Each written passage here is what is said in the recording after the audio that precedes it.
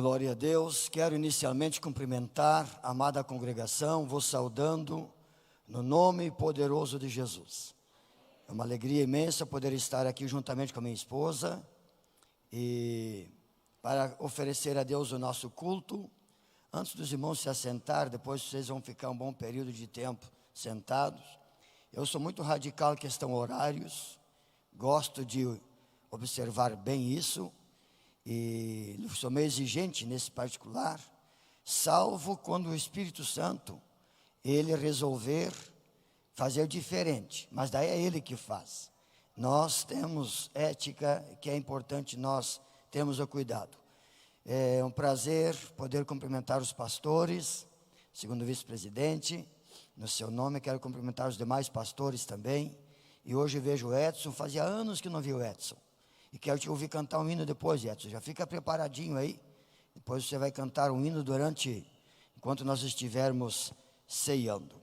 Queridos, já informo, e eu creio que isso está sendo transmitido. Quero cumprimentar os internautas, aqueles que estão em sintonia conosco, desejando a você as mais ricas bênçãos do Senhor, que aí na sua casa, ou no momento em que você visualizar esse culto, você possa se sentir tocado pelo Espírito Santo. Informo a todos que nesta quarta-feira, estarei postando nas redes sociais um comunicado oficial do trabalho do nosso campo, pois estamos aqui como presidente do mesmo, para que então servir a igreja do Senhor. E eu quero oferecer da minha parte o melhor e convidá-los para juntos nós medirmos força contra as forças do nosso adversário e nós engrandecermos o nome do Senhor, porque a união faz a força e quando a igreja vive unida, ela está de acordo com as ordenanças divinas. Então na quarta-feira, nas nossas redes sociais, eu quero fazer um comunicado especial, oficial, para toda a igreja aqui de São Leopoldo. Aproveitando que estou em pé, vamos ler uma palavra de Deus. O nosso horário nos exige que nós já ministre a palavra. E no final nós teremos aqui uns minutos para uma apresentação para as crianças que vão fazer a sua apresentação. Já podem depois ficarem preparadinhos. Aos poucos nós vamos nos conhecendo mais de perto. Mas eu quero estar assim em comunhão com os irmãos, segundo o que Jesus quer que nós vivamos, porque ninguém aqui é melhor que ninguém, nós somos todos servos. E vocês já viram um servo ser grande? Não existe. Se alguém se julga grande, já provou que não é servo, e se é servo não tem como ser grande. Nós temos uma felicidade de sermos herdeiros de algo que Deus nos preparou, e Paulo chegou assim que nós somos co-herdeiros dos mistérios de Deus, e co-herdeiro quer dizer herdeiro junto com outro herdeiro. Então nós vamos desfrutar daquilo que Deus tem preparado para nós. Quem quer ouvir a palavra de Deus, diga amém. Faço um voto ao meu Senhor e para vocês, de não falar nada além daquilo que o Espírito Santo colocar no meu coração. E para tanto quero convidá-los para lermos Lucas 24, 49, apenas um verso que nos diz assim: e eis que envio sobre vós a promessa de meu Pai, ficai porém na cidade de Jerusalém, até que do alto sejais revestidos de poder. Amém. Podeis tomar assento. A sua atenção aí na sua casa, você que está participando por essa transmissão, é muito importante.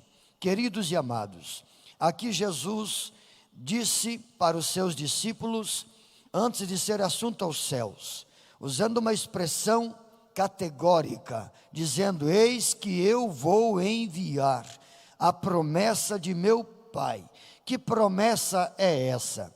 Jesus mesmo disse no verso 16 de João 14, ele disse: eu vou rogar ao Pai, e ele vos dará outro consolador, para que fique convosco para sempre. E no verso de número 26, do mesmo capítulo 14, diz assim: mas aquele Consolador, o Espírito Santo, que o Pai enviará em meu nome, vos ensinará todas as coisas e vos fará lembrar de tudo quanto vos tenho falado. Eu procuro casar esses 3 versos numa parafraseação de uma mensagem, porque aqui, nesse verso inicial, Jesus disse: eu vou enviar a promessa de meu Pai. Então eu quero entender, quando ele disse, no versículo 16, que ele ia rogar ao Pai para enviar outro Consolador, isso foi uma decisão de Jesus. Jesus disse: eu vou rogar ao Pai, e ele vai enviar outro Consolador. Digo eu, naquele momento em que Jesus estava falando estas palavras, Jesus era o Consolador presente, era ele que era o Consolador, mas ele sabia que ele voltaria ao Pai, e que os seus discípulos não poderiam ficar órfãos, não poderiam ficar desacompanhados. Então ele disse: eu vou rogar ao Pai, e ele vai enviar outro Consolador. Esta expressão, outro Consolador, já nos dá a entender que ele era o Consolador do momento, e que viria o outro Consolador pós ele. Então ele rogou ao Pai. Aí eu entendo que Deus fez uma promessa dizendo: meu filho, eu prometo que assim como você vir, que você voltar para ocupar o lugar juntamente comigo, porque Jesus hoje está à destra de Deus. Então, quando você vir, eu envio outro Consolador. E aí então Jesus disse: olha, eu vou enviar sobre vós a promessa do meu Pai. O meu Pai prometeu de enviar. E se ele prometeu, o meu Pai não é homem para que minta, e nem filho do homem para que se arrependa. Se ele prometeu que vai enviar, vocês fiquem em paz, porque ele vai cumprir com a sua promessa. Glória a Deus por isso.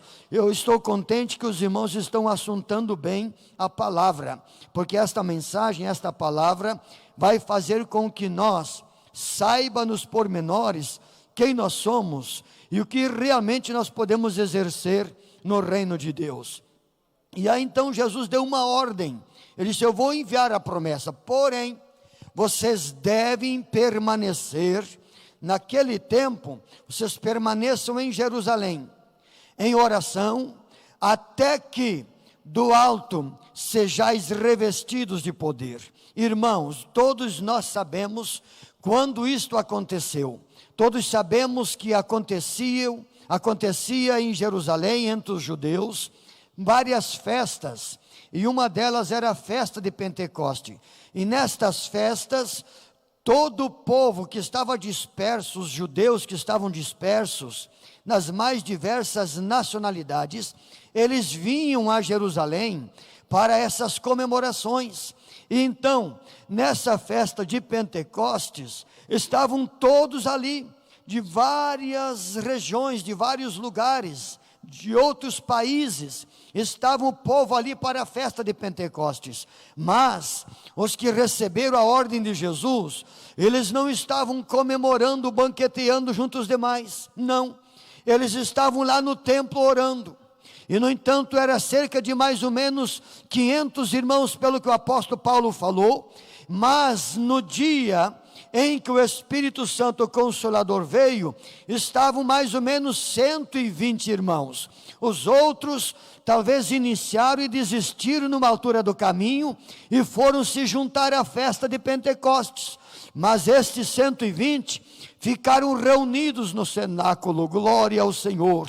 Estavam na presença de Deus, como que dizendo: Senhor, envia-nos o Consolador, envia-nos a tua promessa. O Senhor prometeu e nós estamos aqui aguardando quando isso vai acontecer. E vai um dia, vai 2, vai 3, e a festa de Pentecostes na cidade estava acontecendo. Mas ouça, irmãos, aí vem o mais importante.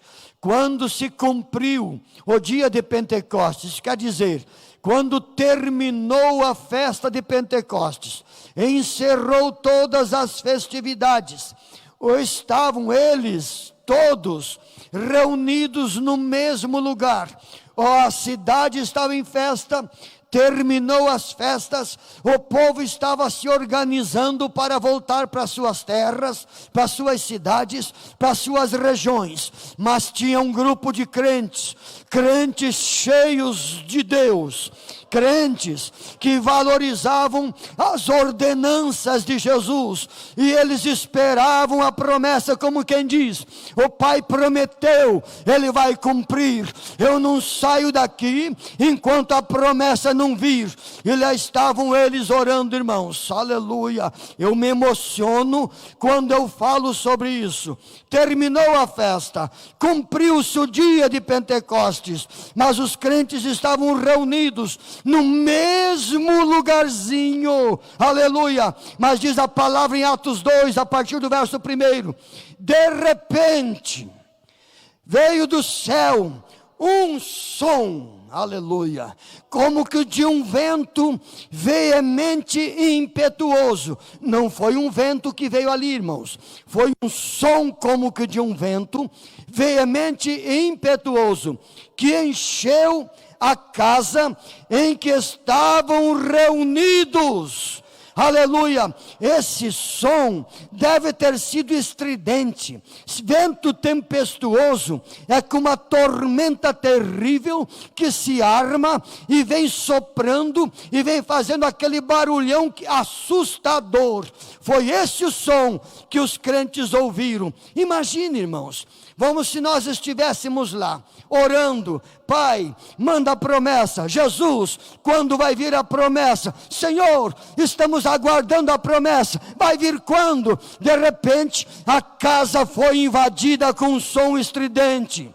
Aleluia. E aquilo chamou a atenção deles. Imagina só, algo sobrenatural acontece. Mas o que é misterioso, irmãos? E diz a palavra no verso seguinte: e foram vistas línguas repartidas como que de fogo, que pousavam sobre a cabeça de cada um deles. Preste atenção aqui, por favor, você que está aí na sua casa participando também. É a mesma coisa que eu sempre parafraseio isso. João chegar a dizer para Pedro: Pedro, estou vendo uma língua de fogo na tua cabeça. João, tem uma língua de fogo na tua cabeça. E na medida que essa língua de fogo, irmãos, isso foi visto, eles enxergaram. Não é algo que não fosse apenas testemunhado, não. Foi testemunhado porque eles viram. Não foi figurado, foi no literal. Uma labareda de fogo, uma língua de fogo pousou sobre a cabeça de cada um deles. E na medida que a língua de fogo baixava sobre a sua cabeça, começava a falar em novas línguas. Baixava sobre a cabeça do outro, começava a falar em novas línguas. E a coisa foi tão maravilhoso que todos começaram a falar em novas línguas, conforme o Espírito Santo lhes concedia que falassem. Aleluia. Eu me alegro disso e posso dar testemunho disso. Mas veja só, irmãos, aí entra algo sobrenatural. Quando eles receberam isso, eles começaram a falar em novas línguas, conforme o Espírito Santo lhes concedia que falassem. Eles tiveram certeza que a promessa do Pai se cumpriu naquele dia. Eles receberam uma autoridade sobre eles. Foi que Jesus disse: permaneçam até que do alto sejam revestidos de poder. Eu gosto de explicar bem isso, irmãos, para que todos possam entender. Quando eles aceitaram Jesus, quando hoje se aceita Jesus como Senhor e Salvador, nós recebemos o Espírito Santo em nós. Ele entra em nós, faz de nós um ser, de um filho do diabo para um filho de Deus, de um escravo de Satanás para um servo de Deus, a serviço do reino de Deus. Isso, o poder da palavra de Deus opera em nós, e é confirmado pela manifestação do Espírito Santo. Mas preste atenção, então quando o Espírito Santo entra em nós, nós recebemos as vestes da salvação. Assim eu uso a expressão, recebemos as vestes da salvação, nos tornamos uma nova criatura. Mas revestir quer dizer tornar vestir de novo. Então quando se recebe o Espírito Santo, quando aceitamos Jesus, o Espírito Santo faz morada em nós. Mas quando recebemos o batismo no Espírito Santo, é o que Jesus diz: fiquem, aguardem, até que sejam revestidos. Esse revestimento é autoridade, é poder. Poder quer dizer ter domínio sobre qualquer coisa, ter domínio sobre Satanás, ter domínio sobre a sua própria personalidade humana, ter domínio sobre o pecado. Quando nós temos o poder do Espírito Santo em nós, irmãos, nós somos livres, nós somos vencedores, nós determinamos a nossa caminhada e ninguém consegue nos segurar, porque somos impulsionados pelo Espírito Santo de Deus. Aleluia. Mas algo extraordinário naquele dia aconteceu, que às vezes a maioria das pessoas não põe sentido. O pessoal que estava na festa já tinha se cumprido. Quando se usa a expressão cumprindo-se o dia de Pentecostes, quer dizer, terminou a festa de Pentecostes. Os crentes estavam reunidos, os outros se organizando para ir embora, mas quando estavam a caminho de ir para casa, escutaram o barulhão dos crentes lá no cenáculo. O que é isso? Foram se aproximando. Irmãos, e as notícias elas vazam, elas correm mesmo. Hoje ainda muito mais rápido, por causa das redes, mas naquele tempo não. Era verbal, era de boca a boca, como diz o ditado. E assim, eles foram dizendo: olha lá, tem uns crentes gritando lá. Tem um negócio diferente lá. Eu acho que eles estão bêbados, porque todo mundo está falando em línguas diferentes, e o povo foi se aproximando, irmãos. Vieram vindo para próximo, foram escutando. Aí um perguntou para outro: mas para aí, me diz uma coisa, por acaso eles não são todos judeus? Sim, são judeus, mas como eu os ouço falar no meu idioma? Aí outro: não são judeus, são judeus, mas como eu ouço falar no meu idioma? Irmãos, aqueles crentes, aquele dia falaram 16 idiomas diferentes, porque todo mundo que passava por ali ia chegando, ouvia a mensagem que eles estavam transmitindo em línguas estranhas, que se chama variedade de línguas. Isto é operação do Espírito Santo. De repente Pedro, não sei como ele fez, ele começa a pregar para toda aquela multidão. Eu imagino que deveria ter talvez umas 10 mil pessoas, o mínimo 5 mil pessoas estavam ali. Ele começa a pregar sem microfone, não tinha púlpito. Ele saiu talvez da porta da casa onde estavam reunidos do cenáculo, olha aquela multidão. Ele deve ter subido em uma região mais alta, certamente, para que todo mundo ouvisse. E ele começa a pregar uma mensagem de salvação, principiando lançando em rosto a incredulidade daquele povo. Não era pãozinho de ló, não. Ele diz: olha, vocês têm que se arrepender, vocês foram os que mataram Jesus, vocês o mandaram crucificar, mas ele ressuscitou, ele foi para o céu, fez uma promessa, prometeu de enviar o Espírito Santo, e hoje se cumpre o que está escrito em Joel capítulo 2, verso 28, que derramaria do seu Espírito sobre toda a carne. Irmãos, e o sermãozinho foi abençoado, foi tocando no coração, e os crentes falando em línguas, de repente talvez Pedro: segura aí um pouquinho, deixa eu ministrar a palavra. Pregava e Jesus ia salvando. Sabe quantos se converteram aquele dia? A Bíblia diz: quase 3.000 almas se renderam aos pés de Jesus. Uma única mensagem. Mas aonde que começou isso? Com o revestimento de poder. Os crentes falando em línguas estranhas.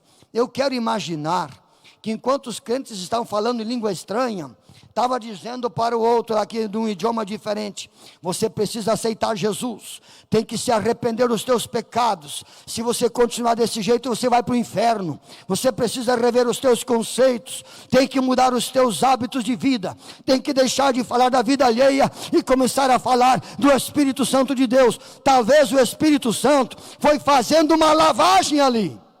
Glória ao Senhor. Por isso que deu o resultado de 3.000 almas salvas, convertidas pelo poder da palavra de Deus. Igreja querida e amada, uma vez nós revestidos quer dizer tornar a vestir novamente. As vestes da salvação nós recebemos, a autoridade nós devemos buscar, porque esta Jesus prometeu, ele disse: eu vos dou poder para pisardes toda a força do maligno. Irmãos, toda a força do maligno não é uma parte só. Eu costumo dizer isso. Jesus nos dá autoridade para vencer tudo. Nós só não vencemos se nós não quiser. Eu gostaria que você armazenasse no teu intelecto. Eu já falei outro dia aqui, me parece que falei aqui inclusive, que o nosso adversário, Satanás, ele nunca teve e nunca vai ter poder para derrubar um crente da presença de Deus.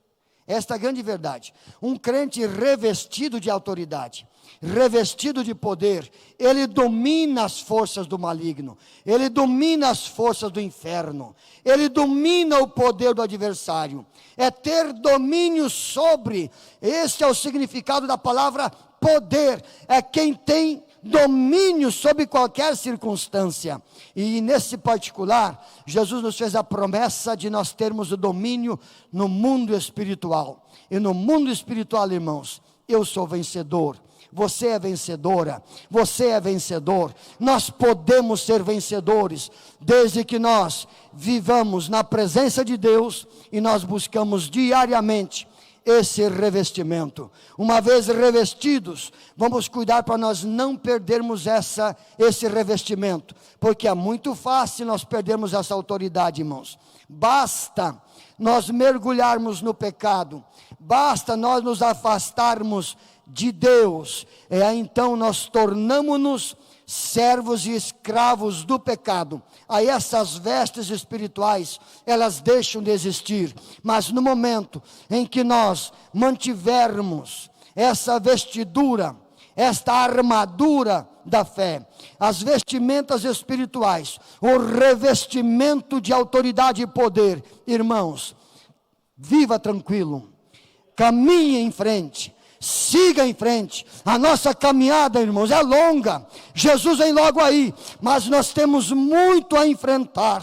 E eu quero conclamar esta igreja para nos debaixo dos braços poderosos de Jesus e sob a orientação dele, nós buscarmos, meus amados, ganhar muitas almas para o reino de Deus, buscarmos os doentes, feridos e machucados, sarar as feridas de quem está machucado, curar um coração doído, e nós podemos juntos então termos a alegria de sermos renovados no Espírito Santo diariamente. Fique em pé, eu quero orar com você. Já temos que repartir a ceia do Senhor. Queridos, como você está diante de Deus? Querido internauta, você que está me assistindo aí, como você está na presença de Deus? Tua alma tem paz? Você está seguro? Você está segura? A tua alma está tranquila? Você sabe que pode conciliar bem o sono à noite, reclinar a sua cabeça e aguardar a vinda de Jesus, como quem diz: eu estou preparado para subir. Ou tem algumas coisinhas que precisam ser ajustadas? Se algumas coisas precisam ser ajustadas, hoje, aqui, nesse lugar, aí na sua casa onde você está, apenas se aproxima de Deus com os teus pensamentos, faça a tua oração no teu intelecto e busque a misericórdia do Senhor. Querida noiva de Jesus, não toque esse pão, não toque esse cálice, não participe desse cálice, desse pão, se alguma coisa martela a tua consciência, porque isso pode te levar há uma fatalidade espiritual. Nós devemos, como Paulo diz, comer e beber dignamente. Por isso ele manda examinar a si mesmo. Não quer examinar os outros. Examine a si próprio, a si mesmo, antes de comer desse pão e comer desse cálice. Então, uma vez revestido, tendo autoridade, tendo poder, tendo a sua vida numa retidão da palavra, você então pode ficar bem certo de que Deus tem todos os cuidados de você. Vamos orar ao Senhor. Põe a mão no seu coração, num gesto de humildade. Amado Deus e querido Pai, quero te agradecer, ó Todo-Poderoso, por esses momentos que nós passamos na sua presença, aqui na tua casa.